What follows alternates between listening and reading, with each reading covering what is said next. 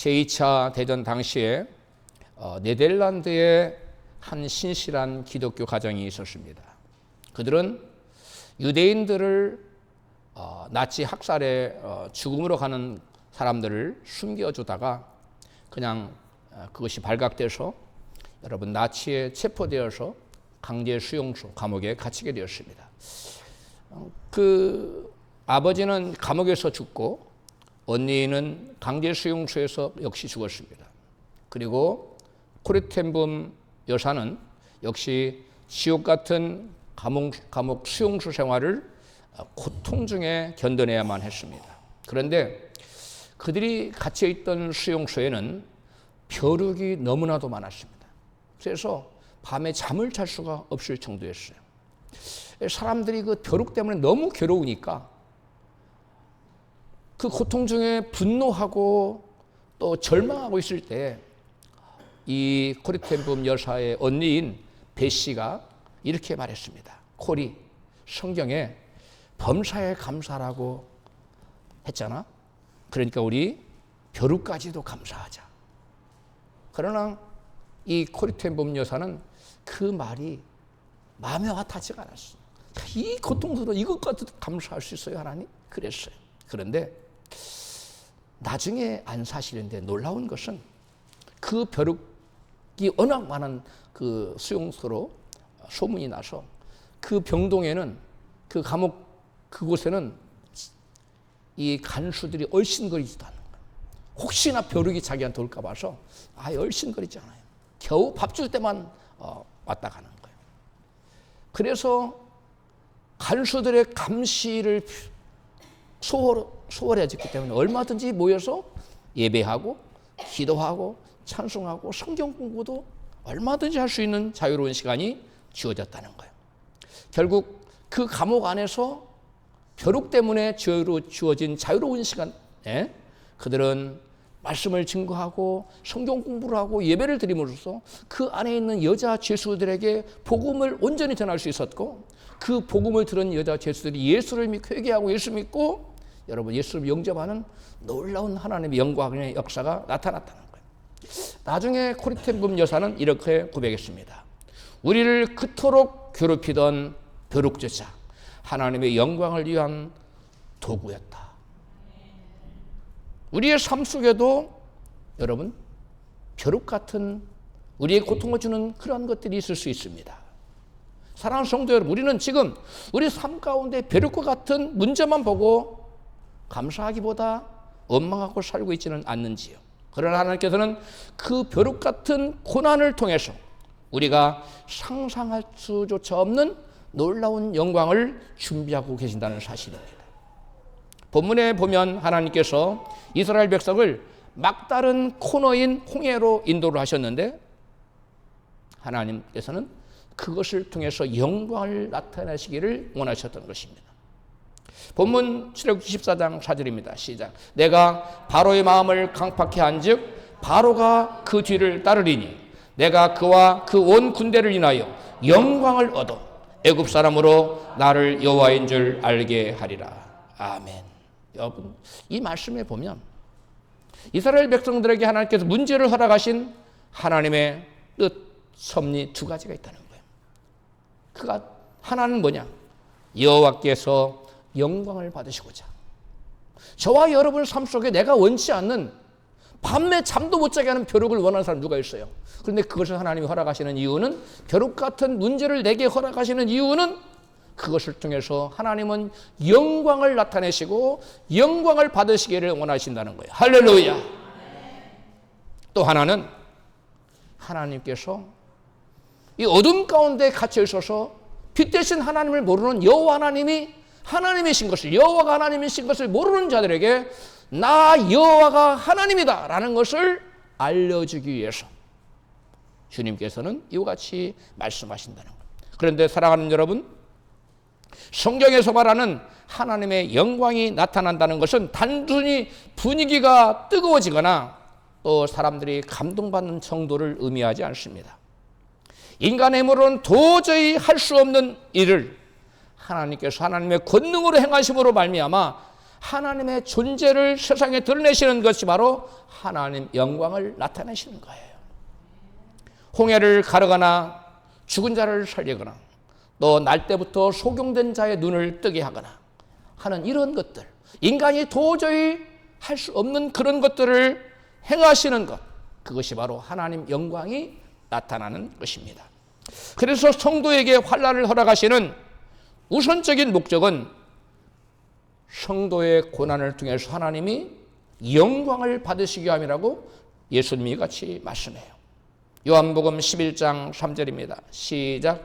이에 그 너희들이 예수께 사람을 보내어 가로되 주여 보시옵소서 사랑하시는 자가 병들었나이다 하니 예수께서 들으시고 가라사대 이 병은 죽을 병이 아니라 하나님의 영광을 위함이요 하나님의 아들로 이를 인하여 영광을 얻게 하려 함이라 하시더라. 아멘. 여러분, 성경에 보니까 예수님 말씀하시기를 하나님께서 사랑하시는 자에게조차도 당장을 죽을 듯한 중한 병이, 여러분, 당장 지금 이기병이 죽을 병이 아니라고 말씀한 것은 얼마나 병이 심했길래 죽일 병이 아니라고 말했겠어요. 그와 같이 하나님을 사랑하는 자에게조차도, 하나님이 사랑하시는 자에게조차도 마치 죽을 것 같은 중한 병과 같은 큰 문제가 닥칠 수가 있다는 거예요. 우리는 생각합니다. 예수를 잘 믿고 하나님이 사랑하신 자에게는 병도 안 들고 문제도 없고 고난도 없고 슬픔도 없는 그런 everything okay, 모든 것이 잘 되는 만사형통한 것만이 하나님이 사랑한 자에게 나타난 거라고 생각하는데, 그것은 우리가 하나님을 크게 오해하고 있습니다. 하나님을 사랑한 자에게 형통함만 주시는 것이 아니라 때때로 원치 않는 벼룩과 같은, 아니면 죽을 것 같은 마치 죽을 것 같은 중한 병도 하나님은 걸리게 하시는데, 그 모든 원인이, 목적이 어디에 있다고요? 영광을 받으시기 위해서. 하나님이 하시는 일을 통해서 하나님의 아들로 하여금 이를 인하여 하나님의 영광을 나타내게 하려고 이와 같이 죽을 병도 허락하신다는 거예요. 그런데 그러한 죽을 것 같은 중한 질병과 같은 문제조차도 하나님의 영광을 위한 것이라고 예수님은 분명히 말씀하셨어요. 성도에게 환난을 허락하시는 또 다른 목적은 우리가 당하는 환난을 통해 예수님께서 하나님 되심을 드러내시기 위해서 그렇다는 겁니다. 요한복음 9장 2절입니다. 시작. 제자들이 물어 가로되 랍비여 이 사람이 소경으로 난 것이 네 죄로 인함이니까 자기입니까? 그 부모입니까? 예수께서 대답하시되 이 사람이나 그 부모가 죄를 범한 것이 아니라 그에게서 하나님의 하시는 일을 나타내고자 하심이니라. 아멘. 여기서 하나님의 하시는 일이란 예수께서 하나님의 권능으로 날 때부터 소경된 자의 눈을 뜨게 하여 사람들로 하여금 예수가 곧 누구라? 권능의 하나님이라는 사실을 알게 하려고. 그게 하나님이 하시는 일이에요. 바로 이와 같은 날 때부터 소경된 고난을 허락하셨다는 거예요. 여러분이 당하는 그 어떤 고난도 날 때부터 소경되어서 천대받고 앞도 못 가리고 그 엄청난 고난과 비교할 수 있습니까? 그런데 이와 같은 엄청난 고난도 하나님께서 허락하시는데 뭐려고? 하나님의 하시는 일을 드러내시려고. 그래서 궁극적으로 그를 통해서 뭘 받으시려고? 영광을 받으시려고. 할렐루야. 결국은 여러분, 눈을 뜬 소경은 예수를 결국 주로 믿고 성경에 보면 주님 앞에 엎드려 경배했어요. 소경은 고난을 통해서 평생 앞을 못 보는 고난을 통해서 예수께서 하나님의 아들이심을 알게 되었고, 그리고 예수님을 하나님으로 믿고 결국은 뭘 받게 되었어요? 구원받는 역사가 나타났다는 거예요. 자기에게 눈을 평생 못 떴는데, 앞을 못 봤는데 예수께서 자기 눈을 뜨게 하셨어요. 바로 그 예수님이 사람이 도저히 할 수 없는 일을 행하시는 권능의 하나님이라는 사실을 자기 몸소 체험한 거예요. 그래서 그는 바로 이분이 하나님이라는 사실을 믿고 주라 고백하고 그 앞에 경배하고 회개하고 예수를 믿고 구원받는 역사가 나타나는 거예요. 여러분, 우리에게 당하는 여러 가지 고난, 이해할 수 없는 고난, 감당하기 어려운 고난, 인간의 힘으로 어찌할 수 없는 그런 고난이 닥칠 때 그 배후에는 하나님의 섭리가 있는데 결국 하나님이 하시는 일을 나타내서 영광을 받으시기를 원하신다는 거. 할렐루야. 눈면소경으로 겪었던 그의 오래간의 그 엄청난 고난은 버려진 시간이 아니라 예수님이 하나님 되심을 믿게 하려고 하나님께 설악하신 은혜였다는 것이. 할렐루야. 여러분, 우리가 당하는 현재의 고난은 하나님 나를 버리셨는가? 하나님 나를 사랑하지 않으시는가? 라고 의심할 때가 있어요. 그러나 사실은 그것이 아니라 내게 주어진 모든 것을 하나님이 하신 일을 드러내셨어요. 결국 영광을 나타내시고 영광을 받으시고자 하는 하나님의 여러분 크신 은혜가 담겨 있다는 거. 할렐루야. 보면은 이스라엘 백성들은 앞에는 홍해바다, 뒤에는 애굽의 추격군대, 진퇴양난에 앞으로 나갈 수도 없고 뒤로 빠질 수도 없는, 옆으로 갈 수도 없는 진퇴양난의 절망적인 상황에 갇히고 말았습니다. 본문에 나타난 이스라엘 백성들뿐만 아니라 오늘날 우리에게도 이러한 절망적인 상황에 놓일 때가 적지 않습니다. 우리 예수 믿는 사람에게도 이와 같이 앞에는 홍해바다, 뒤에는 잡아가겠다고, 노예로 끌고 가겠다고 추격하고 오는 추격군대, 앞으로 갈 수도 뒤로 물러날 수도 없는 그러한 진퇴양난의 그러한 아주 절박한 상황이 우리 신앙인 앞에도 가로놓일 수가 있다는 거예요. 그렇다면 우리 신앙인은 내 힘으로 어찌할 수 없는 진퇴양난의 절망적인 상황에서 어떻게 해야 하나님의 영광을 드러낼 수 있을까요? 가장 먼저 절망적인 상황 속에서도 하나님의 영광을 나타내려면 하나님 말씀을 믿어야 됩니다. 따라합시다. 하나님을 믿을 때 영광은 나타납니다. 본문 출애굽기 14장 10절 말씀을 보면 앞에는 홍해바다, 뒤에는 애국의 추격군대가 쫓아오는 진퇴양난의 절망적인 상황이 여러분 펼쳐집니다. 같이 읽습니다. 본문 출애굽기 14장 10절입니다. 시작.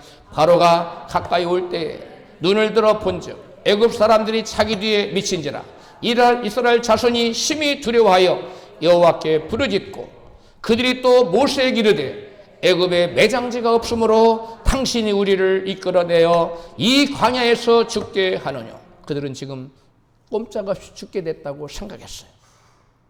왜 그랬을까요? 그들은 하나님 말씀을 믿지 않고 펼쳐지는 상황만을 바라봤기 때문에 그렇습니다. 이스라엘 백성들은 절망적인 상황을 만나자 하나님 약속의 말씀을 믿기보다는 환경을 바라보고 심히 두려워하며 모세를 원망했습니다. 반면 똑같은 상황이었는데 앞에는 홍해바다, 뒤에는 추격군대, 앞으로 갈 수도 없고 뒤로 빠질 수도 없는 진퇴양난의 그러한 곤란한 절망적인 똑같은 상황에 처한 모세는 그들과 행동이 달랐습니다. 하나님 말씀을 믿고 이같이 선언합니다. 본문 14절에 시작. 모세가 백성에게 너희는 두려워 말고 가만히 서서 여호와께서 오늘날 너희를 위하여 행하시는 구원을 보라. 너희가 오늘 본 애굽 사람을 또 다시는 영원히 보지 못하리라. 여호와께서 너희를 위하여 싸우시리니 너희는 가만히 있을지니라. 모세는 진퇴양난의 절망적인 상황에서도 너희가 오늘 본 애굽 사람을 다시는 영원히 보지 못할 것이라고 여러분 담대히 선언합니다. 그 무엇이 모세로 하여금 진퇴양난의 이 절망적인 상황에서도 조금도 위축되지 않고 이처럼 담대히 여러분 구원을 선언할 수 있었을까요? 모세는 출애굽하기 전에 애굽을 떠나기 직전에 하나님 들려주신 하나님 말씀을 기억하고 믿고 있었던 것입니다. 본문 출애굽기 14장 4절입니다. 시작. 내가 바로의 마음을 강팍케 한즉 바로가 너희들의 뒤를 따르리니 내가 그와 그 온 군대를 인하여 영광을 얻어 애굽 사람으로 나를 여호와인 줄 알게 하리라. 아멘. 이 말씀은 이스라엘 백성을 출애굽하기 직전에 그리고 모세에게 이스라엘 백성들에게 하신 말씀이에요. 모세가 절체절명의 그런 절망적인 위기 상황에서도 그렇게 담대하게 너희가 오늘 본 이 애굽 사람을 다시는 영원토록 보지 못하라고 선언할 수 있었던 것은 바로 하나님의 약속을 굳게 마음속에 뭐하고 있었기 때문에 믿고 있었기 때문이에요. 여러분, 우리가 세상을 이길 수 있는 것은 다른 것이 아닙니다. 믿음입니다. 할렐루야. 아무리 세상이 무서운 모습으로 우리를 잡아삼키려고 엄습해오고 달려든다 할지라도 우리 안에 하나님 말씀에 대한 확고한 믿음이 있다면 우리는 그 앞에서 쫄거나 뒤로 물러가거나 두려워하지 않습니다. 패배하지 않습니다. 우리는 당당히 믿음으로 세상을 이길 수 있는 줄로 믿습니다. 여러분, 하나님 말씀을 심령에 굳게 믿었던 이 모세는 똑같은 상황에서 그 절체절명의 절망적인 상황에서 이스라엘 백성 두려워 떨며 원망하는 그때에 모세는 하나님 말씀을 붙들고 너희가 지금 본 이 애굽 사람을 다시는 영원토록 보지 못하리라고 담대히 하나님의 구원을 선포할 수 있었다는 거예요. 할렐루야. 요동치 않고 어떠한 환경을 흔들리지 않을 수 있는 것은 저와 여러분 심령에 가득한 말씀을 향한 믿음입니다.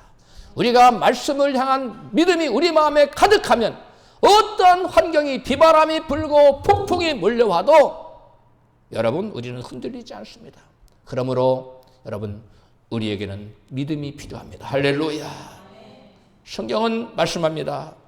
요한일서 5장 4절 시작. 세상을 이기는 이김은 이것이니 우리의 믿음이니라. 다 같이 시작.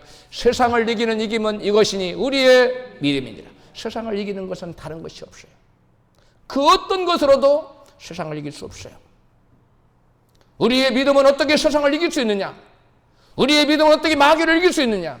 우리의 믿음은 하나님과 우리를 하나로 만들어줍니다. 할렐루야. 믿음은 바로 하나님과 우리의 연합이에요. 내가 믿음이 없을 때는 내 힘으로만 마귀와 싸워야 되고 내 힘으로만 세상과 싸워야 되기 때문에 난 100번 싸워서 100번 질 수밖에 없지만 우리가 저와 여러분이 믿음을 갖는 한 주님과 내가 하나가 되는 줄로 믿습니다. 그래서 우리는 내가 싸우는 것이 이게 아니라 내 안에 그리스도께서 싸우시는 내 안에 성령께서 마귀와 싸우고 죄와 싸우고 세상과 싸우는 것입니다. 그래서 내 힘이 아닌 하나님으로 싸우기 때문에 능히 이기게 되는 줄로 믿습니다. 그래서 이 말씀을 하시는 거예요. 세상을 이기면 이것이니 곧 우리의 믿음이니라. 외우시기 바랍니다. 세상을 이기는 건 그 어떤 것으로 안 돼요. 믿음이 있으면 모세처럼 그 어마어마한 절망적인 상황에서 능히 이기게 되는 줄로 믿습니다. 믿음은 어떠한 열악한 상황에서도 우리로 하여금 담대하게 하고 쫄지 않게 하고 뒤로 물러오지 않게 패배하지 않게 승리하게 합니다. 이것이 믿음이에요. 나면서부터 태어나면서부터 한 번도 걷지도 못하고 걷지도 못한 안진뱅이로 태어났어요. 또 앞도 못 보고 또 말도 못하는 아들을 돌아보는 어머니가 있습니다. 이 어머니는 그 아들을 평생 밥을 먹여줘야 돼요. 못 움직이니까. 그 다음에 대소변을 받아내야만 했습니다. 여러분이 그런 처지라면 그 마음이 어떻겠습니까? 그 상황을 감당해내면서 여러분 감사하실 수 있겠습니까? 쉽지 않을 것입니다. 이 청년이 된 그 아들을 위해 기도해 주러 간 목사님께 그 어머니가 이렇게 말했다고 합니다. 목사님, 저는 저 아이만 보면 눈물이 앞을 가립니다. 주님의 은혜가 너무 감사해서 눈물이 납니다. 다른 아이들은 저를 예수님께로 인도하지 못했는데 저 아이가 저를 예수 믿게 했습니다. 주님께서 저 아이를 통해서 나 같은 죄인을 구원해 주셨구나 생각하면 너무 감사해서 눈물이 제 앞을 가립니다.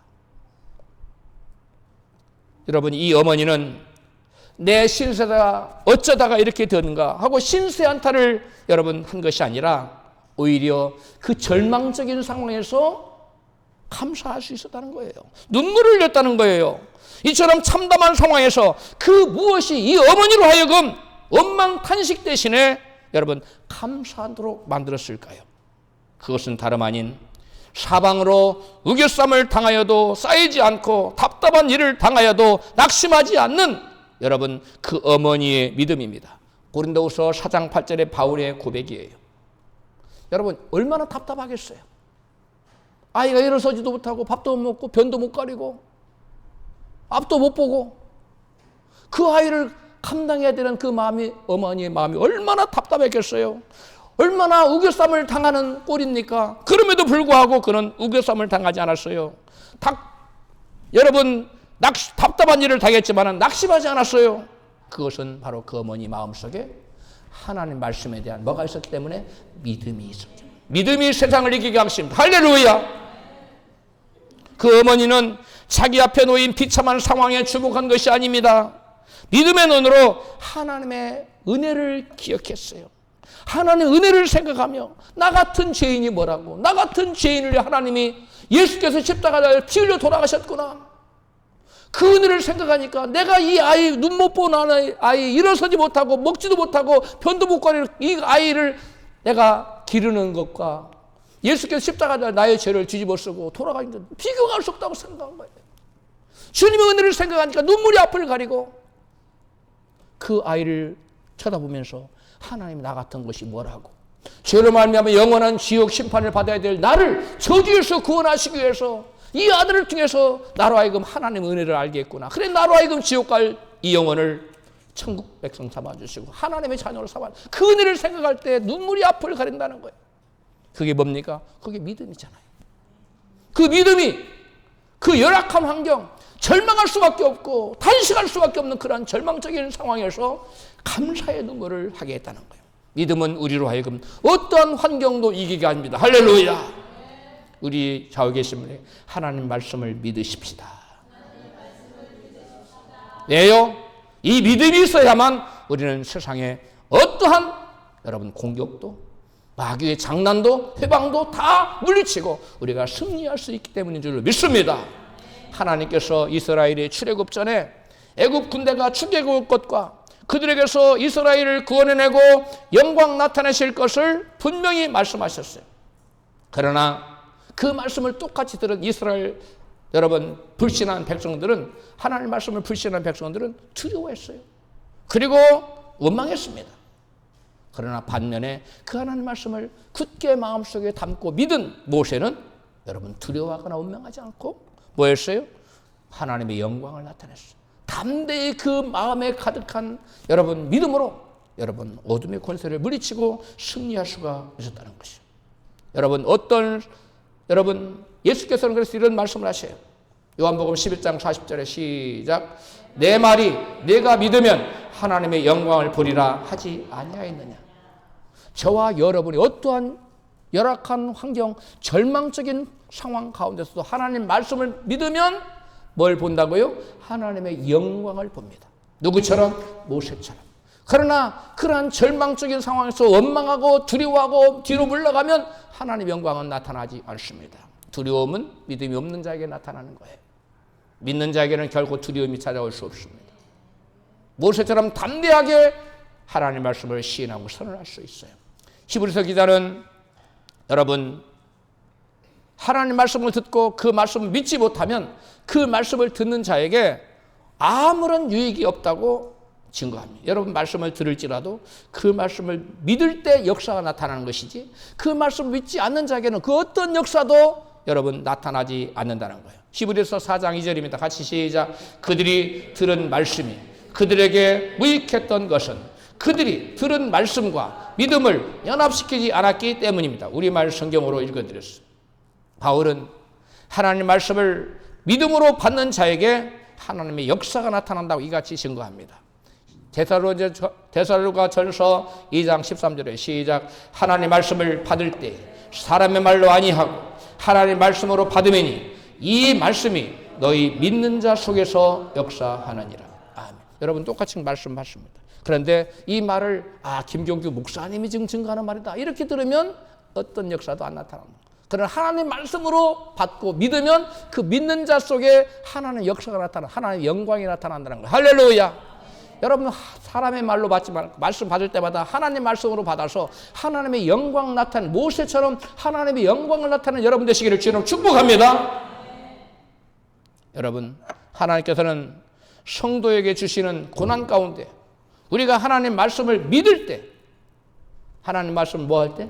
믿을 때 믿는 자 가운데 하나님께 역사하셔서 하나님의 영광을 나타난다는 거예요. 그러므로 저와 여러분 하나님 말씀 아무리 받아도 그 말씀을 우리가 굳게 부여잡고 믿지 않으면 그 어떤 역사도 그 어떤 하나님의 영광도 나타날 수 없다는 사실입니다. 할렐루야. 다음으로 절망적인 상황 속에서 하나님께 영광 나타내려면 마음속에 있는 믿음을 입술로 시인해야만 합니다. 마음속에 있는 믿음을 뭐 해야 된다고요? 입술로 시인해야 돼요. 본문에 보면 13절입니다. 같이 읽습니다. 시작. 모세가 백성에게 너희는 두려워 말고 가만히 서서 여호와께서 오늘날 너희를 위하여 행하시는 구원을 보라. 너희가 오늘 본 애굽 사람을 또다시는 영원히 보지 못하리라. 여호와께 너희를 위하여 싸우시리니 너희는 가만히 있을지니라. 아멘. 여기 보니까 모세는 지금 구원을 입술로 시인하고 있어요. 지금 상황은 뭐 할 수밖에 없는데 죽을 수밖에 없는. 그러니까 애굽에서 종하는 게 종살이하는 게 가급에서 쓰는 것보다 낫다. 지금 죽을 수밖에 없는 상황이라는 거예요. 그런데 그런 상황에서도 모세는 뭐 하고 있어요? 구원을 노래하고 있어요. 너희는 가만히 있어라. 하나님 너희를 위해 싸우실 것이다. 그리고 하나님이 너희를 구원하시는 이 구원을 보라고 지금 모세는 담대히 외치고 있어요. 여러분, 이게 바로 믿음이에요.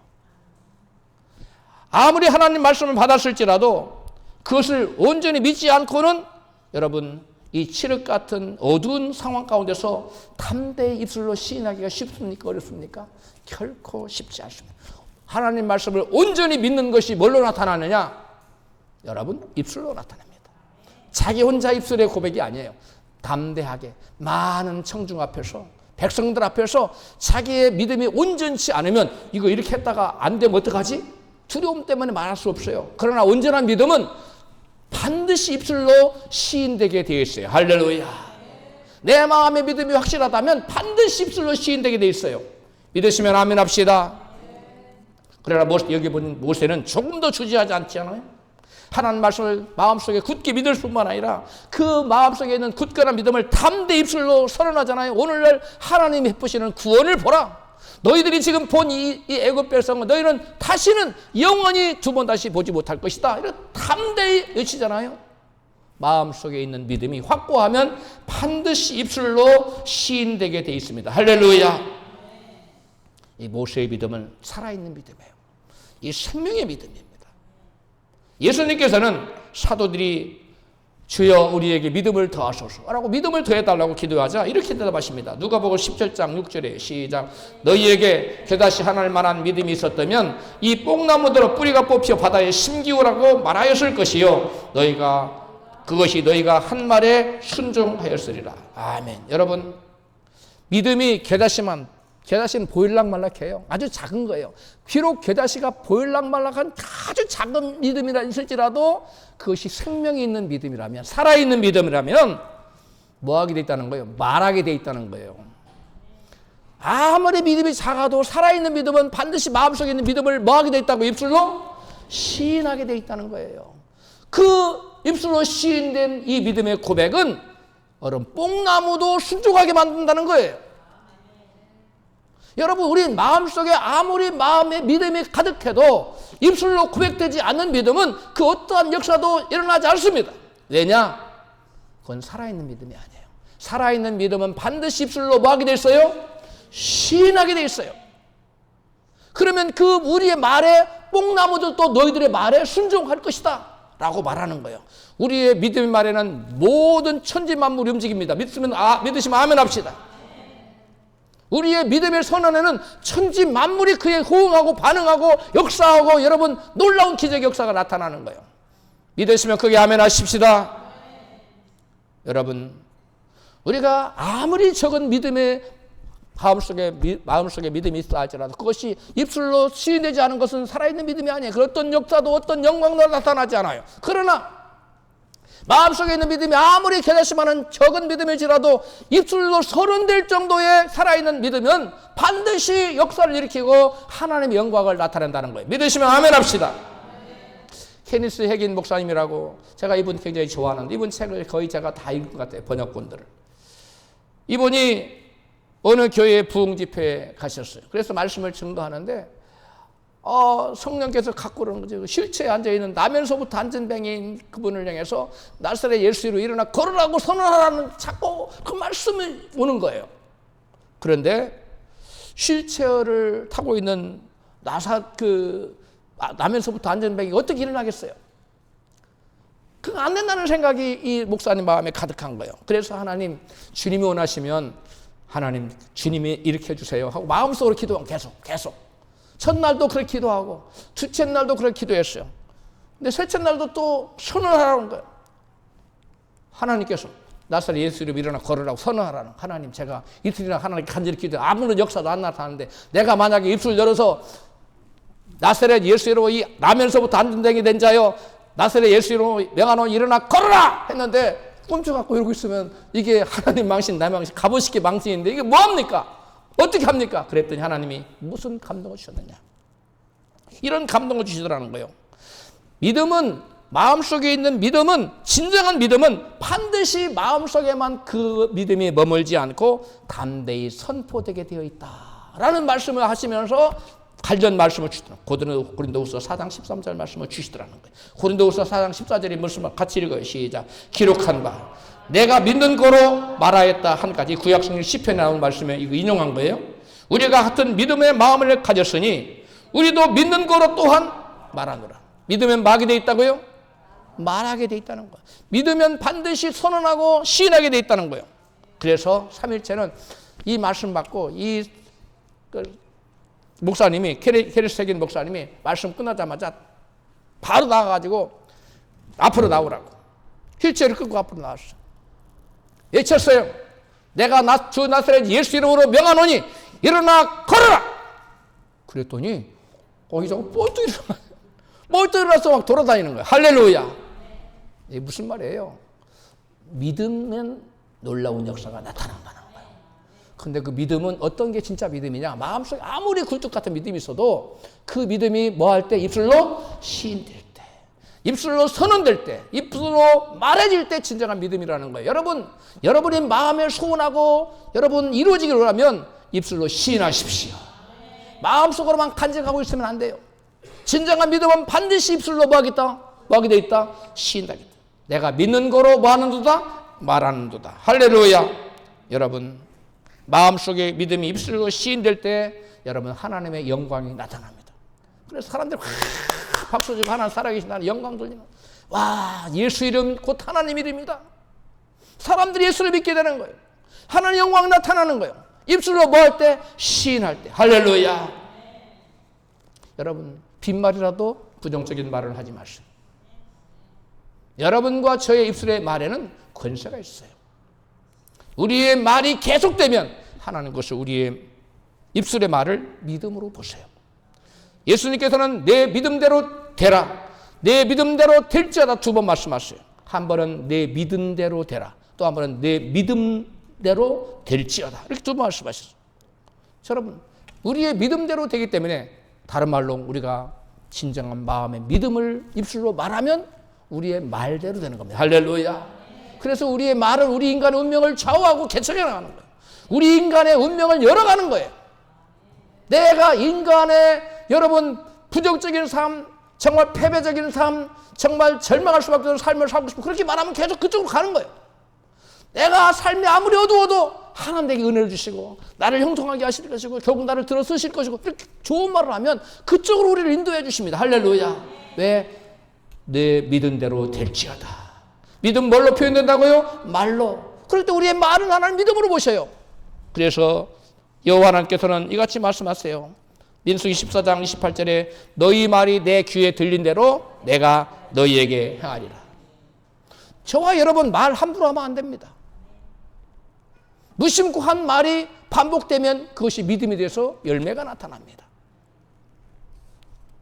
모세는 하나님 말씀을 온전히 믿었기 때문에 여호와께서 너희를 구원하시리라고 백성들 앞에서 입을 열어 담대히 선언할 수 있었어요. 그 입술로 선언된 모세의 말은 하나님의 영광을 나타냈습니다. 어떤 영광입니까? 홍해를 가르는 역사가 나타났어요. 할렐루야. 그 다음입니다.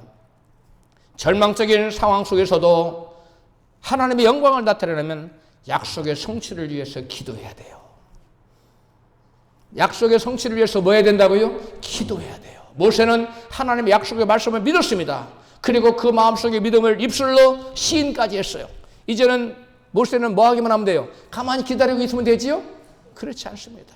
우리가 생각할 때는 약속의 말씀 믿었어요. 입술로 시인까지 했으면 하나님 약속 이루어지게 가만히 기다리면 될 것 같은데 모세는 기다리지 않았어요. 그렇게 하지 않았어요.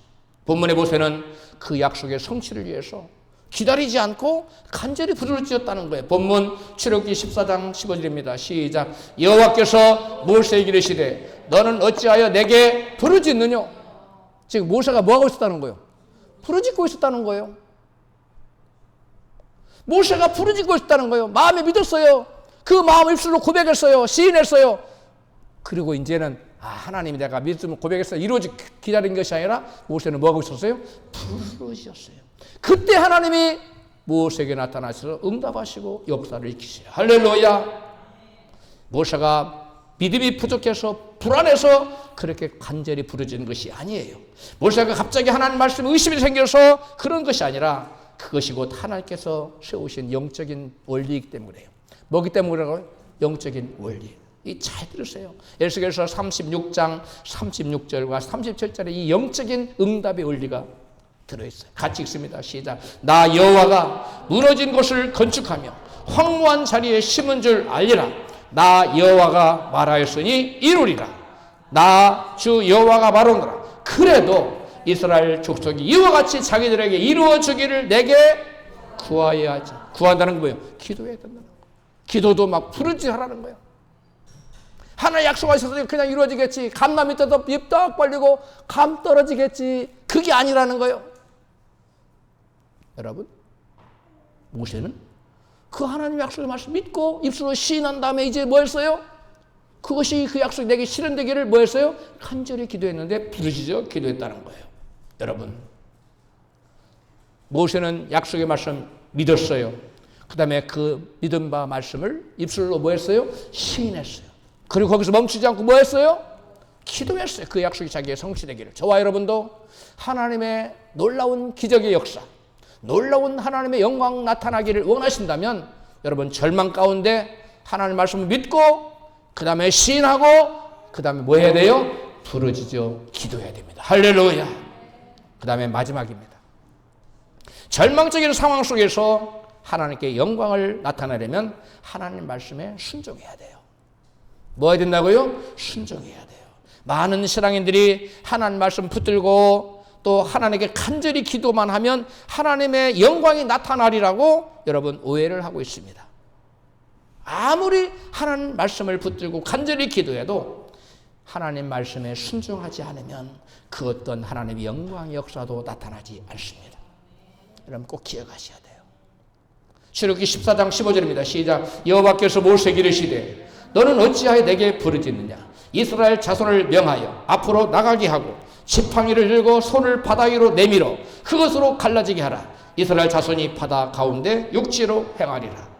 하나님께서는 지팡이를 바다 위로 내밀어서 바다가 갈라지게 하여 백성들이 바다 가운데 육지로 건너듯이 건너가게 하라는 거예요. 이렇게 지시를 했어요. 이것이 모세가 하나님께 부르짖어 기도하자 주신 응답이에요. 이게 응답이에요. 그런데 이 하나님 모세에게 주신 응답이 우리 인간이 이해할 수 있는 그런 수준이 아니라는 거예요. 하나님이 때때로 우리에게 주신 응답은 우리의 이성을 뛰어넘고 우리의 경험을 뛰어넘고 우리가 이해할 수 있는 수준을 뛰어넘을 수가 내가 너무나 많다는 것입니다. 이때 인간의 이성적인 생각을 꺾고 하나님 말씀 믿고 하나님 지시에 순종하면 하나님의 영광이 나타나는 것입니다. 할렐루야. 그런데 많은 신자들이 하나님 말씀을 응답을 주신 말씀을 인간의 이성으로 비춰봐요. 자기 경험으로 비춰봐요. 그래서 거기에 맞으면 어떻게 해요? 순종하고 거기에 맞지 않으면 순종하지 않아요. 하나님의 음성이 아니라는 거예요. 그래서는 그 어떤 역사도 어떤 기적도 나타나지 않는 거예요. 하나님의 영광을 볼 수가 없어요. 계속 홍해 바다 앞에 머물러 있어야 돼요. 계속 벼룩에게 물어뜯겨야 돼요. 자기 인간의 생각과 이성을 경험을 앞세우고 있고 하나님의 지시를 무시하고 내 생각과 맞지 않는다고 하나님 말씀에 순종하지 않으면 계속 벼룩에게 물어뜯기고 계속 홍해 앞에서 좌절해야 돼요. 여러분, 하나님 내 이성과 내 생각과 맞지 않는 지시를 한다 할지라도 하나님의 음성에 순종하십시오. 그때 우리 하나님 역사하시고 나타나시고 하나님의 영광을 드러낼 줄로 믿습니다. 여러분, 모세는 이 홍해라는 문제를 해결하는 데 있어서 가장 결정적인 건 자기 인간의 이성과 맞지 않았어도 뭐였다는 거예요? 하나님 지시에 순종했다는 거예요. 모세는 하나님 다른 방법 없을까요? 이것 말고 제가 할 수 있는 거, 제가 이해할 수 있는 방법 다른 것 좀 주세요. 이렇게 말하지 않았어. 아니 하나님 어떻게 지팡이로 홍해를 가르고 건너가라고 그게 말이 됩니까? 이렇게 말하지 않았어요. 저는 한 번도 지팡이를 가지고 홍해를 바다를 갈았다거나 바다는커녕 강도 하나 갈랐다는 소리를 들어보지 못했어요. 이게 어떻게 가능함? 이렇게 말하지 않았다는 거예요. 내 인간의 이성과 맞지 않고 내 경험과 맞지 않고 말도 안 되는 인간의 생각으로 말도 안 되는 하나님의 음성이었지만 모세는 아멘 하고 가서 우리가 볼 때는 약간 바보 같아. 손을 들었어. 믿음의 사람들은 어떻게 보면 바보 같아야 돼요. 자기 생각이 없는 사람처럼 보여야 돼요. 자기 생각이 너무 주관이 뚜렷하고 자기 생각이 너무 강한 사람은 하나님의 말씀에 순종할 수 없어요. 자꾸 자기 생각이 앞서요. 자기 이성이 앞서요. 자기 경험이 앞서요. 자기의 지혜가 앞서요. 그래서 하나님 역사를 보지 못하는 거예요. 우리 좌우에 계신 분이 하나님 앞에 바보처럼 되세요. 하나님 앞에 뭐처럼 돼야 된다고요? 바보가 돼야 돼요. 우리가 생각하면 참 멍청한 짓이에요. 아니 바다 위에다가 지팡이를 이렇게 손을 내밀면 바다 갈라진다고? 이게 어떻게 말이 됩니까? 인간의 이성적으로? 말이 안 되잖아요. 근데 모세는 바보처럼 따라요. 하나님 앞에서 바보가 될 때 그 사람이 진정 하나님 사람이고 하나님의 역사를 나타내고 하나님의 영광을 드러낼 수 있어요. 할렐루야. 여러분 모세는 한 번도 바다가 갈라져 육지를 건넜다는 소식을 들어본 적도 없고 한 번도 상상해 본 적도 없어요. 그렇지만 그저 하나님 말씀하시니 그 말씀에 그저 순종했어요. 본문 21절에 시작. 모세가 바다 위로 손을 내밀매 여호와께서 큰 동풍으로 밤새도록 바닷물을 물러가게 하시니 물이 갈라져 바다가 마른 땅이 된지라. 여러분 하나님 말씀에 순종하여 모세가 바다 위로 손을 내밀었더니 우리의 염려와 다르게 하나님께서 큰 통풍으로 바닷물을 물러가게 하셨다는 거예요. 할렐루야. 우리는 바닷물을 갈라지게 할 수는 없지만 바다 위로 손을 내밀 수는 있습니다. 할렐루야. 우리가 바닷물을 어떻게 갈릴 수 있어요? 그러나 바닷물을 갈릴 수는 없지만 바닷물을 향하여 손을 내밀라는 말씀에 순종하여 바다를 향해서 손을 내밀 수는 있어요. 할렐루야. 그러면 바닷물을 가르는 일은 누가 하시느냐? 그건 우리 하나님이 하시는 일이에요. 할렐루야. 근데 우리는 하나님이 하실 일까지 걱정해. 안 된다는 거예요. 하나님의 수준을 내 수준으로 끌어내려버리는 거예요. 하나님의 수준을 내 수준으로 끌어내리지 마십시오.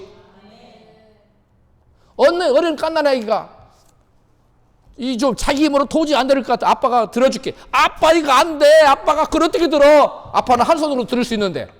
그런다면 그 아이가 얼마나 저기예요. 하나님은 더 하는 거예요. 하나님께 능치 못함이 어디 있어요? 근데 우리는 내 수준으로 하나님을 끌어내리는 거예요. 하나님 합도 없다는 거예요. 자기가 하나님 일까지 하려고 그래요. 우리가 할 일은 그저 하나님 말씀의 지시에 그저 내 인생과 내 경험을 꺾고 순종하는 것이에요. 그때 역사는 누가 하신다고요? 하나님이 하십니다. 믿으시면 아멘 합시다. 이게 믿음이에요. 믿음은 순종하지 않고는 믿음이 아닙니다. 순종이 없는 믿음, 행함이 없는 믿음은 죽은 믿음이에요. 그래서 어떤 역사도 나타나지 않고 어떤 하나님의 영광도 볼 수가 없어요. 할렐루야. 여러분 하나님의 영광을 보시기를 원하시면 크게 아멘 하십시다. 그렇다면 여러분 생각과 다르고 여러분 이성과 다르고 여러분 경험과 다를지라도 여러분 하나님의 말씀에 전적으로 순종하십시오. 할렐루야. 그럴 때 하나님의 역사가 나타나요. 여러분과 제 앞에 놓인 홍해 바다가 물러져요. 갈라집니다. 그리고 그 홍해 바다가 육지가 돼서 우리는 건너가고 우리를 괴롭히던 원수악한 마귀는 다 홍해 바다에 수장되고 말아요. 할렐루야. 이게 믿음의 역사입니다. 사랑하는 성도 여러분, 이스라엘 백성은 홍해 앞에서 두려워했습니다. 앞에는 홍해, 뒤에는 애국군대, 옆에는 광야였어요. 사방이 막히고 어떠한 길도 보이지 않았습니다. 인간적으로 보면 모든 것이 끝난 상태예요. VMR 투아웃. 모든 객석의 사람은 다 일어났어요. 경기 끝났다고. 그런데 하나님은 말로 홈런을 준비하고 계세요. 믿으시면 아멘 합시다. 우리 인간이 다 끝났다고 생각할 때 우리 하나님 말로 홈런을 예비하시고 마지막에 말로 홈런의 장타를 쳐버리게 하세요. 인생 역전을 경험하게 해요. 누구에게? 내 생각 꺾고 내 이성을 꺾고 내 경험을 꺾고 하나님 말씀에 온전히 순종할 때 하나님은 놀라운 인생 역전을 경험하게 하시고 하나님 영광을 드러내 주십니다. 할렐루야. 여러분, 그러나 바로 그 절망의 자리에서 하나님께서는 놀라운 하나님의 영광을 나타내셨어요. 왜냐하면 홍해는 이스라엘을 죽이기 위한 장소가 아니라 하나님의 영광을 드러내기 위한 하나님께서 세팅한 무대였기 때문에 그래요. 홍해는 누가 세팅한 무대라고요? 하나님이 당신의 영광을 드러내기 위한 세팅하신 하나님의 무대예요. 홍해는. 그러므로 저와 여러분 앞에 홍해가 펼쳐질 때, 놓여 있을 때 하나님이 당신의 영광을 드러내기 위한 멋진 무대를 지금 세팅하셨구나, 이렇게 생각하셔야 돼요. 할렐루야. 오늘 우리 앞에도 홍해가 있습니다. 도저히 해결할 수 없는 문제, 내 힘으로 어찌할 수 없는 절박한 상황, 밤잠이 오지 않는 현실, 눈물밖에 나오지 않는 환경이 있을 수 있어요.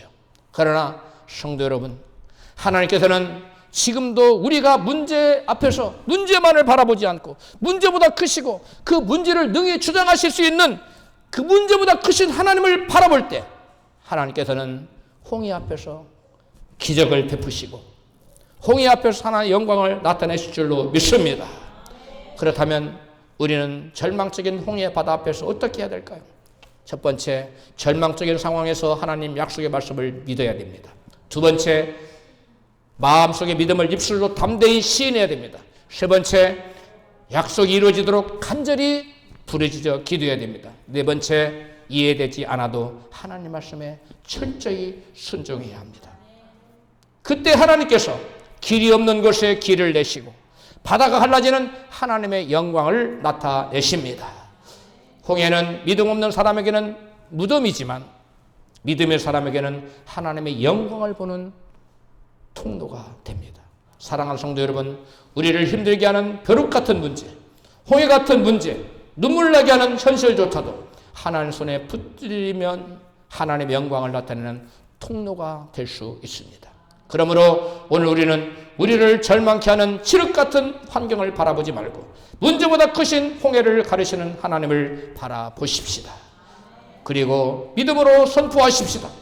여호와께서 나를 위하여 싸우시리라. 다 같이 시작. 여호와께서 나를 위하여 싸우시리라.